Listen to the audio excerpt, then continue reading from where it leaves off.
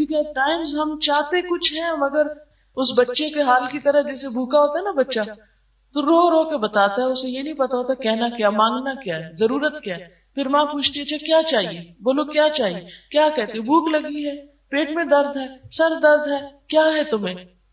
تو ہمارا حال بھی ان بچوں ہی کی طرح ہے کہ جو اپنی تکلیفوں کو خود بھی نہیں جانتے، اور اپنے رونے اور اپنے ڈسٹریس اور اپنے جو ایک انکمفرٹیبل سی فیلنگ ہوتی ہے، بعض اوقات خود بھی نہیں پہچانتے ہوتے کہ ہمیں ہے کیا، ہمیں کیا دکھ ہے. ان نون سا دکھ ہوتا ہے اور نہیں خبر ہوتی کہ کیا گزر رہی ہے اور کیوں گزر رہی ہے. ایسے مواقع پر انسان اگر اللہ تعالیٰ کی طرف رجوع کرے، لگتا تو مشکل ہے لیکن صرف 2 نفل پڑھ کے بھی دعا کر لے تو بہت فرق پڑ جاتا ہے اور فکر دور ہو جاتی ہے.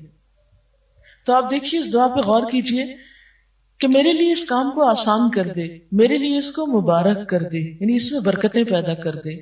اور اگر تیرے علم میں یہ کام میرے لیے برا ہے، میرے دین اور دنیا کے لحاظ سے اور انجام کے لحاظ سے، تو اس کام کو مجھ سے دور کر دے اور مجھے اس سے بچا کے رکھ. میرے لیے خیر اور بھلائی مقدر فرما جہاں کہیں بھی ہو، اور پھر مجھے اس پہ راضی کر دے اور یکسو کر دے. یعنی اگر اس کام میں نہیں اچھائی کہیں اور ہے تو پھر میری رہنمائی کر دے اس کام کی طرف.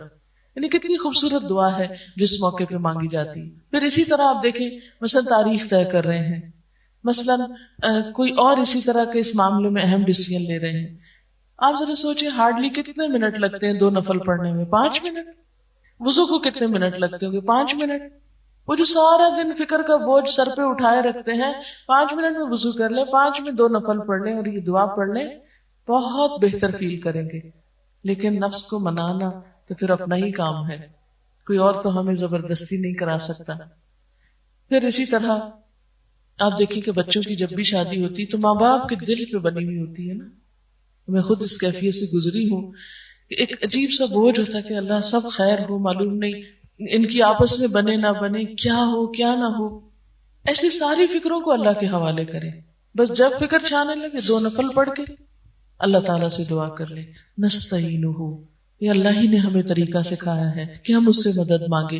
لیکن ساری قدرت ساری قوت اس کے ہاتھ میں نا. کتنی نشانیاں ہیں اس کی ہمارے سامنے کہ ساری قوت اس کے ہاتھ میں ہے. مثلاً آپ دیکھیں کہ اس درخت کا ڈیزائن جو ہے یہ ہمارے مرضی سے تو نہیں ہوا. ہم اگر اس کو موڑنا چاہیں، اس کو پھیرنا چاہیں کہ نہیں ہم اب بور ہو گئے ہیں یہ پتوں کا یہ رنگ دیکھ کے یا یہ شکل دیکھ کے، تو اس میں کوئی تبدیلی کر دیں، رہے یہ یہی درخت لیکن بس ذرا ڈیزائن بدل دے، تو یہ نہیں ہم کر سکتے. ہوا چلے مرضی ہے اس کی، نہیں چلے نہیں چلے، یہ اللہ کی قدرت ہے نا. یعنی چھوٹی چھوٹی چیزوں میں اللہ تعالیٰ کی قدرتیں نظر آتی.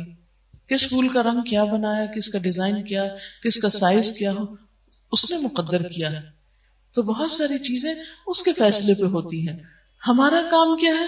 بس اس سے خیر اور بھلائی کے طلبگار رہیں، اس سے مانگتے رہیں، اس سے اچھی امیدیں رکھیں، اس سے اچھا گمان رکھیں. جیسا کہ حدیث میں آتا ہے اللہ تعالیٰ فرماتے ہیں کہ میں اپنے بندے کے ساتھ اس کے گمان کے مطابق معاملہ کرتا ہوں. جیسا وہ میرے بارے میں گمان رکھتا ہے میں بھی پھر اس کے ساتھ ویسا ہی معاملہ کرتا ہوں. کبھی مایوس نہ ہو اس کی رحمت سے، کبھی دل چھوٹا نہ کرے، کبھی یہ نہ سمجھے کہ یہ نہیں ہو سکتا. اس کے لیے کچھ بھی مشکل نہیں، اس کے ہاں سب کچھ ہو سکتا ہے. ہاں کمی ہے تو ہمارے اپنے مانگنے میں، اور ہماری اپنی کوتاہی ہے کہ اس کی طرف رجوع نہیں کرتے.